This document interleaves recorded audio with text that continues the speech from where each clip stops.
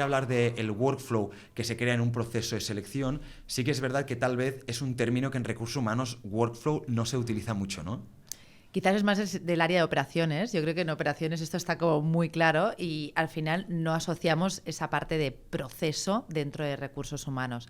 Pero sí que, bueno, a ver, como hablábamos el otro día, la palabra en inglés suena como muy más cool, ¿no? Pero al final estamos hablando de fases, proceso y pasos, ¿no? Para poder medir, identificar el talento y evidentemente lo que es el flujo del proceso. El workflow es un poco cuando lo implementamos en la organización, como profesionalizar los procesos que tiene un departamento, ¿no? Muchas veces, yo he visto profesionales de recursos humanos, porque trabajo con muchas empresas, que trabajan un poquito a su manera, que pues llevan los procesos cada uno pues con sus herramientas, con sus propios procesos, y hay pocas organizaciones que les digan, no, vamos a crear un workflow conjunto, un proceso que nos permita estandarizar el trabajo. Exacto. Para a partir de aquí pues poder profesionalizar todo esto. Exacto. Y para mí lo que es importante del workflow, y esto viene ya de mi parte de recruiter de 20 años, es que la persona que está realizando la función se pueda dedicar a lo que realmente aporta valor. Cuando tú tienes un workflow definido, realmente eso ya te está dando todos los warnings, ¿no? Las alarmas de algo no funciona, y el humano se puede estar dedicando a aquello que aporta valor, que es que realmente, pues, en una parte finalista, acompañar al manager, dar valor al candidato que se incorpora y evitar esa rotación no voluntaria dentro de las incorporaciones de los procesos de selección. Con lo cual, para mí, es vital que esté definido, porque es esa descarga mental que está ahí, que ya el recruiter como humano no se va a ocupar de eso.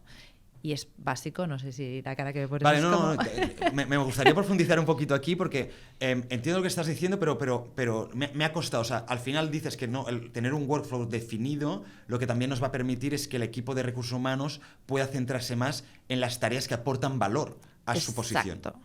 Y olvidarse un poquito de todo el tema de en plan, o sea, ¿qué tengo que hacer ahora, qué tal? Porque ya está definido y al final se ha optimizado al máximo para que la organización tenga la información que necesitamos y también que el proceso esté definido de tal manera que dé una buena experiencia tanto al reclutador como al candidato, que también es la otra parte. Exacto. O sea, tú imagínate un reclutador abriendo un país dentro de una organización. Si hay un problema, porque claro, tienes tu workflow definido en tu país, que funciona y es fluido y todo bien, de 1 a 3 semanas, cubro posición, la gente pasa el periodo de prueba, perfecto, eso es un workflow que funciona. ¿Qué pasa cuando tú estás abriendo un país? Que no conoces el país y seguramente esa primera parte del workflow, ahí estamos palmando, porque no sabemos cómo aproximarnos, cómo captar. Y a lo mejor tú pones una oferta, no estás siendo suficientemente atractivo, no estás en los canales adecuados. Y cuando tú vas a dirección, cuando abre un país, el foco en recruitment lo tiene y de manera muy enfocada ahí, es como, bueno, ¿qué está pasando? ¿Dónde estamos fallando? ¿Estamos fallando en que atraemos a gente que no es culturalmente nuestro perfil ideal o estamos fallando en que no atraemos? Entonces, cuando tú tienes un workflow definido, es en un botón, pam, es esto lo que está pasando y lo puedes exponer a dirección en su idioma, que es que nos olvidamos muchas veces eso en recursos humanos, hablarle a dirección general en su idioma. Le hablamos en el nuestro, ¿no? Muchas veces. Exacto. Me ha gustado que estés aquí justo por esto. Al final también, para que no te conozca, Lucía Solís como persona se encarga y ayuda a las organizaciones, ¿no?, a montar todo este proceso para optimizarlo al máximo. ¿Qué consejos le darías o cómo deberíamos crear el workflow en un proceso de selección para que sea óptimo? ¿Cómo no lo tendríamos que plantear? Dices, ostras, yo como persona de recursos humanos estoy escuchando a Lucía y a Jaime y me interesaría poder profesionalizar un poquito más mi proceso de selección. ¿Por dónde empiezo? Pues yo creo que lo de menos es más se aplica a este proceso. No vayamos a crear 300.000 fases, no. Vamos a 3 fases: fase captación inicio, fase desarrollo, fase finalista. Y aquí es donde yo entro en el proceso, ¿eh? Aquí ya entiendo que habrán hecho una buena tarea con el manager, la manager, para poder bajar ese avatar y esa persona ideal que estamos buscando. O sea, esto yo ya lo estoy dando por hecho. O sea, yo ya me centro en voy a buscar. Vale. Y aquí es donde yo haría estas 3 fases. ¿Por qué? Porque simplificando el menos es más nos ayuda, pues, que es trabajar de una manera mucho más efectiva y menos estresante. Y este paso es un subpaso del subpaso. No. Inicio proceso, donde está la fase de captación. Desarrollo de proceso, donde está la fase más de todo el trabajo de recursos humanos, como encontrar esa aguja en el pajar, y después tenemos la fase finalista. Es el manager, cómo se le acompaña y cómo es la toma de decisión. Vale. Yo hace un tiempo me gustó muchísimo porque vi que Globo era la empresa que tenía este documento. Para cada proceso de selección desarrollaba un diagrama de flujo diferente de cómo iba a funcionar, en primer lugar, el proceso de selección para el candidato y en qué fases también involucraba la empresa, pero no tan solo eso, sino incluso las personas dentro de la organización que iban a estar involucradas en el proceso de selección. Y ellos tenían definido al reclutador, por ejemplo, tenían definido al hiring manager, ¿de acuerdo?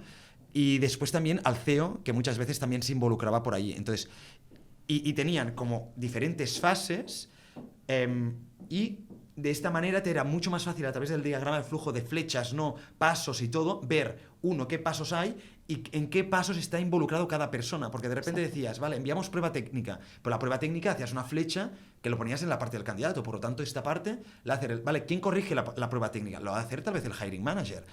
No lo va a hacer a veces el recruiter, porque tal vez no tiene los conocimientos suficientes para poder pues hacer, ¿no?, la corrección de esa prueba. Entonces me pareció como muy útil, que es algo que tal vez desconocemos un poquito, que son los diagramas de flujo, pero me pareció muy interesante poder plantearlo para ciertos procesos de selección que, pues, o también para un proceso, ¿no?, de decir, vamos a definir cómo va a funcionar el workflow, pues desarrollar algo así.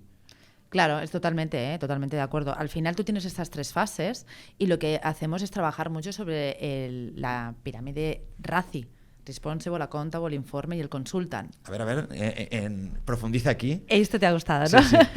Cuando estamos trabajando en cualquier proceso, hay que saber quién es el responsable de la tarea, ¿vale?, quién da el accountable, ¿no?, quién da recursos por si el responsable no puede seguir actuando, quién tiene que ser informado y después el consultado también, quién tiene que también estar consultado de lo que está pasando en esa parte del proceso. ¿Siempre hay una persona para cada uno de estos posiciones o perfiles que estás comentando, los 4? Vale. Lo que a lo mejor se repite. O sea, Okay. a lo mejor el responsible también es informer o también es consultant, pero realmente siempre hay estos 4. Y aquí es importante saber en cada fase quién es responsable para que no se quede la pelota en terreno de nadie, ¿no? Del el mío, tuyo, suyo, está aquí en medio, pero nadie atiende, ¿no? Entonces, ¿quién es responsable? Vale, pues el recruiter, ¿no? Estamos hablando de la publicación de la oferta. Es el recruiter el responsable, pero seguramente estaremos seguros que si hay alguna duda sobre el perfil, tendremos que ir al accountable, que es el hiring manager, que nos va a dar más información sobre ese perfil. Oye, mira, ¿en qué universidad concretamente está este perfil? Pues esto quizá a veces no lo sabe el recruiter, sino que es que el hiring manager tiene esta información. Entonces, estoy totalmente de acuerdo que en cada fase haya un RACI. Bueno, de hecho así lo utilizamos, ¿no? Un RACI del equipo de selección, vale, que varía en cada proceso, porque claro, una cosa es un proceso de IT y otra cosa es un proceso de logística. Cambia muchísimo. Claro. Me parece súper interesante porque seguramente es algo que pocas personas se planteen y es una herramienta ya que podemos empezar a utilizar a partir de hoy.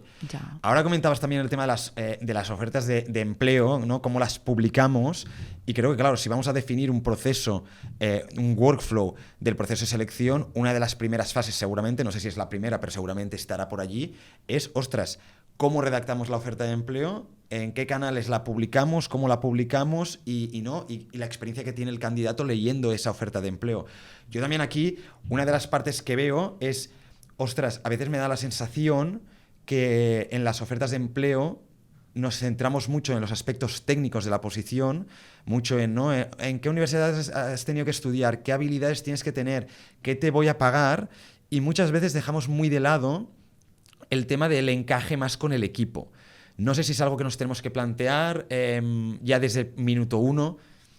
Totalmente. Es que además es un problema porque yo creo que al final nos olvidamos que esto es atraer, seducir y enamorar. Es el inicio de una relación personal, profesional. Tenemos las mismas fases. Entonces, cuando nosotros vamos a fijarnos en alguien, queremos recoger toda la información y no sus estudios solo, sino es esa parte técnica, sino también es cómo voy a estar yo allí. Personalmente, ¿voy a estar desenvolviéndome 100%. Bien? ¿Cómo será el equipo? ¿Voy a disfrutar? Voy a disfrutar. El lunes voy a querer ir, ¿no?, a la oficina, que es algo importante también. ¿Cómo es ¿no? Si busco un hotel, yo creo que aquí el reto de los recursos humanos es este. Las personas buscan trabajo como buscan otras cosas, ¿no? Como busco un hotel y quiero ver las fotos del hotel para hacerme una idea de cómo voy a estar ahí. Y aquí hay un gran gap en las empresas. Todavía, no todas, obviamente, cuesta que la gente se haga una idea haciendo research, haciendo una búsqueda de cómo es trabajar en esa empresa. Y aún más, en las ofertas no lo ponemos. Es que a mí me da la sensación a veces que dependemos demasiado de las entrevistas de empleo cuando ya estamos cara a cara con el candidato para fijarnos o centrarnos en este punto, es decir, a ver si realmente encaja con la empresa. Total. Tal vez eso ya debe ser un filtro previo, que al igual que ponemos un filtro por experiencia y dices, ostras, mira, es que si no tiene esto y esto y esto, porque para mí, para esta posición es indispensable, tal vez también nos tendríamos que plantear, ostras, si no tiene esto, esto y esto, tal vez tampoco debería deberíamos contratarlo porque no encaja con la organización. No sé de qué manera crees que podríamos, o de qué manera tanto managers como empresa podrían ayudar a los recruiters a que entiendan bien cuál es el perfil o cuáles son las prioridades tal vez que la empresa está buscando. Pues yo, para mí la respuesta es clara, lo he vivido en mi propia persona, y para mí es el Erasmus del recruiter en todos los departamentos. El Erasmus. Erasmus, para mí es un Erasmus, Vale, me voy allí y voy a ver qué pasa. Y voy a ver qué pasa. ¿Por qué? Porque es que si no, claro, me tengo que guiar de lo que tú me estás explicando. Y el hiring manager muchas veces no te sabe bajar tan a tangible. Es su día a día, es su equipo. ¿Cómo es tu equipo? No lo sé. No sabe ni las palabras para poder definirlo. Bueno. Es colaborador, es más individualista, pero luego toma decisiones en equipo. Oye, valoran más una persona extrovertida o una persona más introvertida que no esté... Porque una persona extrovertida coge mucho tiempo, ¿no?, del equipo, porque necesita relacionarse. Pues no, aquí más bien... Pero no te lo sabe decir así con estas palabras. No te sabe decir, pues valoro más un introvertido y una persona que se centre más en el resultado que no en el proceso. Me invento. Él te explica todo lo que tiene que hacer y tú como recruiter lo tienes que traducir a avatar. Y eso el otro día hice una publicación en LinkedIn y me dijo la gente, ostras, ¿se hace un avatar del proceso de selección? Digo, claro, ¿cómo va a ver el recruiter a la persona? ¿Cómo lo va a detectar? ¿No? Y en Inbound Marketing hablamos de esto.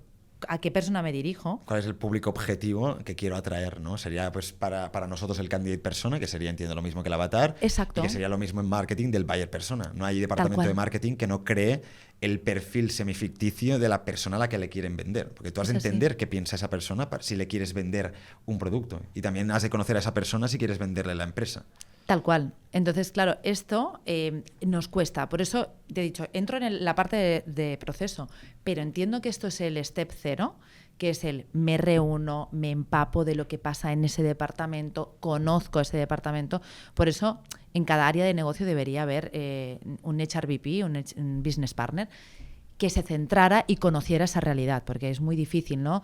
Yo he trabajado en banca y pues estábamos 2 HRBP, uno para lo que es servicios centrales, un perfil más administrativo, aunque técnicamente los departamentos fueran diferentes, y después uno más enfocado a la red comercial. ¿Por qué? Porque el día a día, el dinamismo es totalmente, antagónico.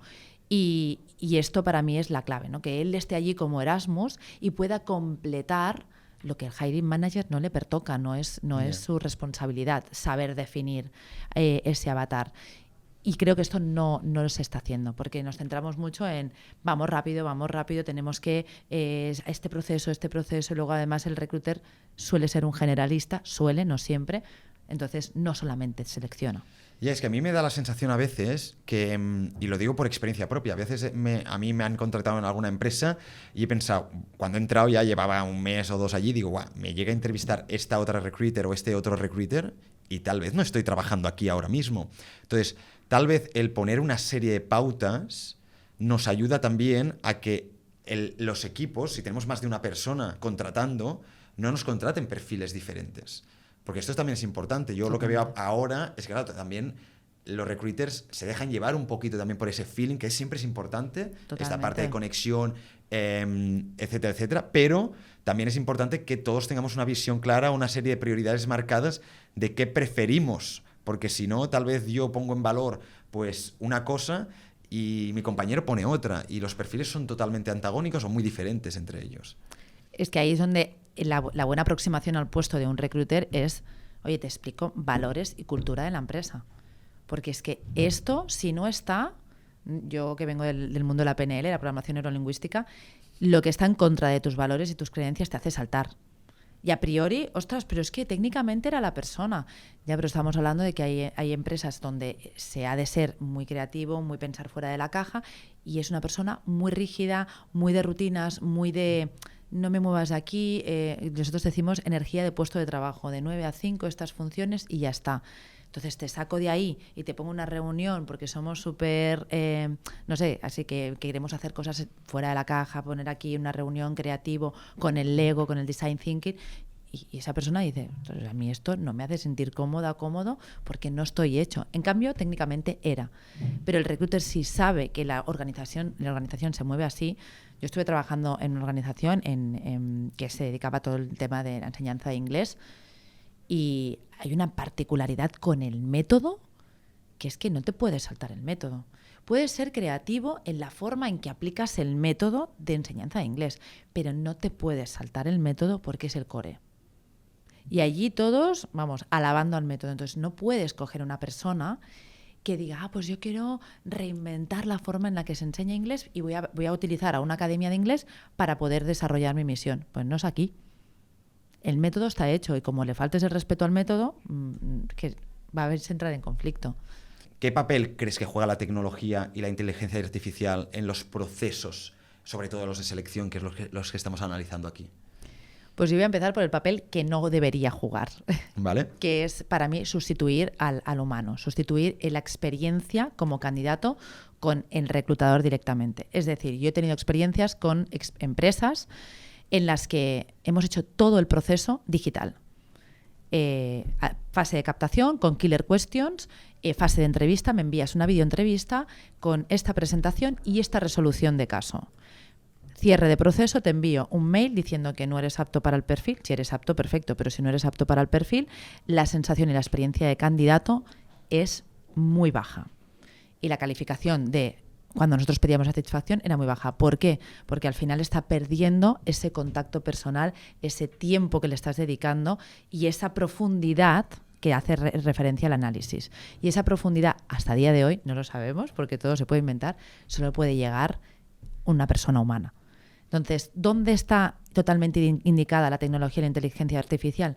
En automatizar y obviamente en detectar, en medir los datos, de saber en qué estoy fallando. ¿Dónde estoy fallando? Estoy fallando en la captación, no se me apunta gente, vale, en palabras clave, no, es en la fase de que ya les he llamado por teléfono, los he entrevistado, pero los que paso al manager no son adecuados, vale, pues entonces me está dando un problema con el recruiter, no está sabiendo detectar el talento.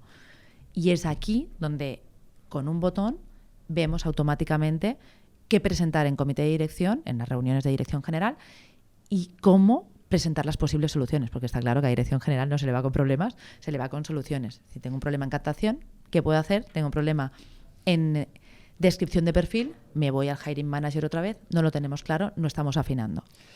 Vale, aquí salen dos temas que me gustaría comentar que además son diferentes de la respuesta que acabas de dar. El primero es, ostras, la tecnología, lo bueno que tiene, inteligencia artificial, herramientas digitales, es que nos puede ayudar muchísimo a procedimentar nuestro proceso de selección. Por lo tanto, ostras, ya vemos tal vez un punto positivo a favor de implementar, pero ¿no crees que con la tecnología que tenemos ahora se pueda llegar a ofrecer una experiencia del candidato razonablemente buena y que nos ayude paralelamente también a procedimentar nosotros de manera interna el proceso, o estamos todavía lejos de esto? Yo creo que estamos lejos de esto, porque yo al margen de acompañar a las empresas, acompaño a las personas a reinventarse y seguimos dañando autoestimas con los procesos de selección. Bueno, eso seguro. O sea, yo cuando he tenido que buscar empleo te puedo asegurar que no es tarea fácil y es una tarea que acabas al final del día más cansado que si hubieses trabajado 16 horas seguidas en tu día a día en el trabajo. Así que claro, es muy duro desde la parte del candidato. Seguro también que de la parte del reclutador, seguro que también, pero sí, la parte del candidato, con la incertidumbre que se vive, es brutal. Yo, claro, aquí también te digo la otra parte, que es que hay humanos que también dan malas experiencias al candidato. Totalmente, obviamente. Y aquí es donde, claro, la empresa tiene que hacer esa buena aproximación y esa buena formación de la persona.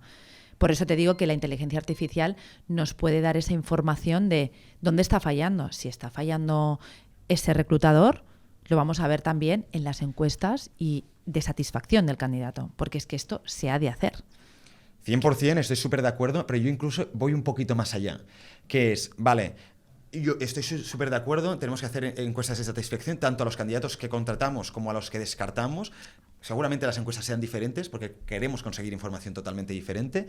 Nos permite también evaluar el desempeño que tiene esa persona en su día a día. No digo que sea la única métrica porque seguramente el reclutador aporte mucho más de lo que el candidato pueda decir. Exacto. Pero también yo creo que tal vez hemos de empezar a trabajar en que el reclutamiento no es solo tarea de recursos humanos, sino es una estrategia de negocio. Y te lo digo porque es mi ejemplo personal y ahora te voy a ir a un ejemplo que además nunca había dicho y me hace mucha gracia comentarlo aquí en el podcast de Factorial, que es que yo cuando en Factorial eran 60 personas, me parece, yo creo que es hace 2 años y algo, me parece, o sea, no sé si me estoy colando con las fechas, pero en ese momento estaba buscando empleo y dije, ostras, Factorial, me mola muchísimo el rollo de la empresa, me gusta mucho el mundo de los recursos humanos, me gusta el producto que tienen y además creo que no se pueden ser una compañía que lo puede petar y mira, pues parece que Tuviste una buena visión. Tuve una buena visión, de momento Factorial lo está petando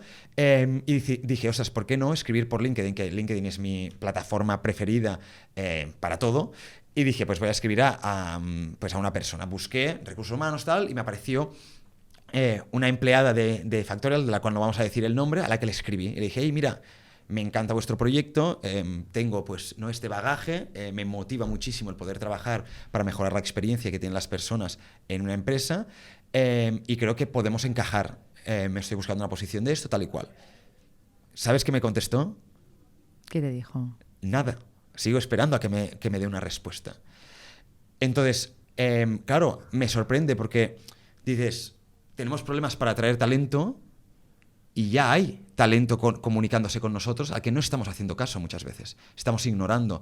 ¿Por qué? Porque muchas veces este talento pues no nos contacta recursos humanos. A veces sí y también pasamos de ellos, que esto es otra cosa todavía incluso más grave. Pero a veces contactan con alguien de ventas porque tienen un amigo y tal y esta persona no sabe qué hacer con este candidato. ¿No deberíamos también crear procedimientos para todas estas casuísticas que se escapan tal vez del día a día, que no sean el grueso de la atracción de candidatos, pero sí una parte importante también para ofrecer una buena experiencia y tal vez para conseguir esos candidatos que están más motivados, que han ido a buscar a una persona en concreto para escribirle? Claro, aquí tú has abierto varios melones. Muchos a la vez. Porque con una situación aquí has aplicado a varias cosas, Muchas ¿no? casuísticas. Muchas casuísticas, porque claro, aquí tú te diría, pues no hay un referral program como tal trabajado. Porque si tú trabajas y realmente, 1, trabajas el programa de referidos bien, pero 2, trabajas la experiencia de empleado bien para que esa gente quiera, porque a veces das un cheque de la empresa que sea o no vamos a hacer aquí spoilers de empresas, pero realmente no motiva porque dice, yo aquí no meto a nadie a trabajar porque yo no le doy a nadie lo que estoy pasando yo. Con lo cual, una buena experiencia de empleado, un buen programa de referidos, esto te garantiza que esta persona te conteste y te diga, mira, vas a decir que has contactado conmigo y vas a enviar el mensaje a tal persona de recursos humanos. Eso para empezar. Siguiente, aquí sería que en Factorial, ¿qué ha pasado? Que no han trabajado bien el que tú, vuelvo a lo mismo del marketing, tú tienes que tener la facilidad de poder contactar con la empresa y tenerlo súper claro. ¿Qué hacía yo cuando buscaba trabajo? Pum, me pongo en la página de LinkedIn. En página de LinkedIn pongo personas y en personas me listo las de recursos humanos.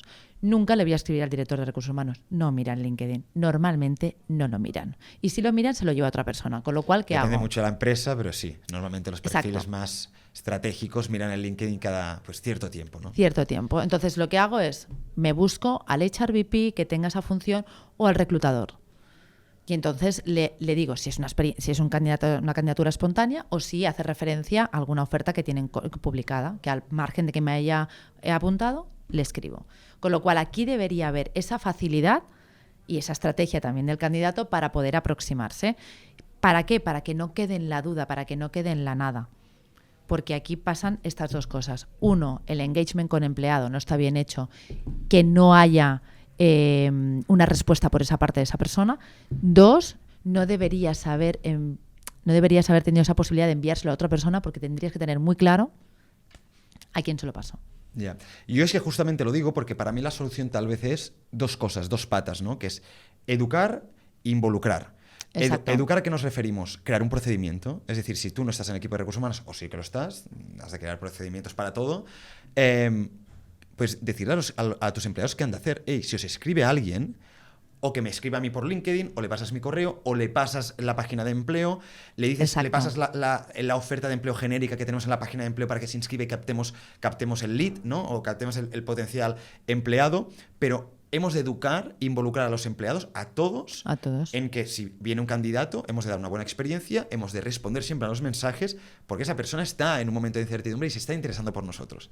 Por lo tanto, si no contestamos, seguramente ya la relación con nuestra empresa empeore de manera, pues, exponencialmente negativa, ¿no? Como si dijéramos. Exacto. Y la otra es involucrar, que yo creo que va muy por el lado que tú estás comentando. Si tú consigues crear un referral program donde el empleado pueda sacar alguna ventaja, seguramente se involucre y ya pues te ayude a que la experiencia de esa persona hagan como de champion, que se le llama en marketing o en ventas, la persona que va a luchar por ti para que eso salga bien. ¿Por qué? Porque ella también tiene algo que ganar. Exactamente. Esto hay que trabajarlo culturalmente, ¿no? Que la gente no entienda que un nuevo candidato, un nuevo talento es una competencia, sino que no, es un colaborador que te va a ayudar a conseguir tus objetivos, porque eso también es un tema cultural que hay que trabajarlo. Yo creo que las empresas que se están creando, yo creo que de 2010 hacia aquí, no tienen esa sensación, pero yo me he encontrado con dinosaurios que, oye, el nuevo talento no es bien recibido, con lo cual tampoco te lo voy a poner fácil si vienes. Sí que hay, evidentemente, si tú tienes trabajada una buena página de empleo, y obviamente con la página de empleo va la base de datos. Yo creo que aquí la máxima del recruiter es una cosa que yo utilizaba cuando me venían a pedir candidatos al inicio de mi carrera profesional. Me decían, necesito, cuando estaba en empresas de trabajo temporal, 10 cartilleros para esta tarde a las 4. Le digo, que tengo un cajón aquí con personas. Claro, no hemos trabajado, evidentemente estas empresas de empleo sí, pero las empresas cuesta en algunas de decir, define bien tu página de empleo y a este candidato valídalo, hazle una experiencia de candidato. Mira, Jaime, actualmente para tu posición no tenemos ninguna vacante, pero sí que podríamos contactar contigo para poder validarte por si en el futuro sale la necesidad, solo sea un toque de llamada. Y tener página de empleo asociada a base de datos. Y es ahí donde la inteligencia artificial funciona de perlas, porque te dice con las palabras clave de las posiciones que tú tienes en tu empresa, no te inventes, porque aquí es donde ya la pifiamos, de poner nombres que no tenemos, no, qué posiciones, qué departamentos, vale, pues categorizar al candidato y validarlo. Yo ya tengo una base de datos validada. Claro, y aquí es donde entra también la parte del workflow, que si nosotros hemos construido un proceso, seguramente dentro de este proceso, cuando tenemos una entrevista, una llamada con un candidato, tengamos una serie de información que debamos sacar, porque es importante para nosotros, para cada posición seguramente será diferente, Exacto. para cada candidato o para cada tipo de candidato también, pero si estoy buscando carretilleros, seguramente la licencia de carretilla que tienen es muy importante y tal, y todo esto, que tal vez muchas veces debería estar en el currículum, pero si no lo está, tal vez deberíamos también procedimentar y decir, vale, cuando llamemos tenemos que preguntar esto. Y esto lo tienes que rellenar en esta parte de la base de datos, pero tú, no el candidato, porque así después, si tenemos que hacer una búsqueda, nos va a ser mucho más fácil poder discriminar, ¿no?, a qué candidatos damos preferencia o enviamos un correo y cuáles pues ya los incluimos tal vez en otro porque no tenemos toda la información necesaria. Exactamente. Y lo que es, y hablemos abiertamente, porque yo soy de hablar con toda la honestidad del mundo, de la blacklist. O sea, un blacklist no puede estar siendo, porque claro, es lo que has comentado antes, pues bueno, pueden entrar varios recruiters y no tienen por qué acordarse de esta persona ya ha entrado. Si tú has detectado una persona que no se te ha presentado tarde, te ha dicho, no sé, ha dicho palabrotas, se ha comunicado fatal en la entrevista, lo que debería estar es categorizado y no debería ser tratado otra vez. Porque claro, cuando duplicamos trabajo que ya estaba hecho. Exacto. Y esa persona, ¿sabes qué? Porque yo lo he vivido del otro lado, ¿no? Madre mía, no se enteran de nada. He aplicado 3 veces y de las 3 veces lo he hecho fatal y me siguen llamando. Y eso es fatal para la marca empleadora y fatal para lo que es la organización y la profesionalidad. Y además que pones un poquito en riesgo también lo que estábamos comentando, que es, ostras, yo creo que hemos de perder el miedo de decir el tema de la blacklist, porque existe, pero ya no solo existe porque hayan malos candidatos, buenos o los que sean, sino porque simplemente como empresa tenemos una necesidad y el candidato o el empleador nos la cubre. Si por las características suyas no las puede cubrir, por lo tanto, tal vez, naturalmente, si no las puede cubrir por situaciones del momento, naturalmente no debe estar en una blacklist. Exacto. Pero si tú ves ya que esa persona no encaja para nada con tu cultura, pues tal vez deba estar... Es que, bueno, el nombre blacklist ya tiene connotaciones negativas, pero debe estar en una lista de decir, ostras, pues esos candidatos para nosotros no son los adecuados. Exacto. Y tal vez, si no creamos esta lista o si no lo tenemos en cuenta, puede haber el riesgo de que en otro momento otro recruiter lo entreviste y por circunstancias del momento que vamos a tope, que necesitamos cerrar una posición, lo acabes contratando y te pueda joder un equipo después porque a nivel de cultura no cuadraba. Tal cual. Por eso es ahí donde es imprescindible la inteligencia artificial para registrar lo que la cabeza humana es limitada. O sea, yo creo en el match persona-máquina, porque es que realmente hay una parte de nosotros cerebralmente que ya es un límite. Entonces, aquí y después la fase más larga y además la que personalmente a un recruiter también nos cuesta muchísimo, es la de la captación. Filtrado. Porque pongas killer questions, la gente se apunta a todo, pues porque es la situación que hay, estamos pues en una situación económica pues que es la que es y de situación de empleo, y se apunta a todo. Entonces tienes que filtrar mucho. Desfiltrado, pon a los aptos y llama o aplica una videoentrevista corta para saber si eso no es, poniéndole 4 preguntas clave. Y a partir de aquí, entrevista. Vale. La fase de captación es la más larga. Si tú tienes una buena base de datos trabajada, esto lo reduces. Pues Lucía, muchísimas gracias por haber venido. Ha sido un placer poder hablar de esta temática contigo. Y bueno, vamos a ver si también las empresas van mejorando todos estos aspectos poco a poco. Pues yo creo que sí, porque yo creo que me gustaría acabar diciendo que la empresa, cuando genera un workflow, debería pensar que el candidato tiene que salir mejor profesional y mejor persona después de ese proceso de selección contigo. Así que a partir de aquí... Nos quedamos con ese mensaje. Muchísimas gracias, Lucía. A ti, Jaime.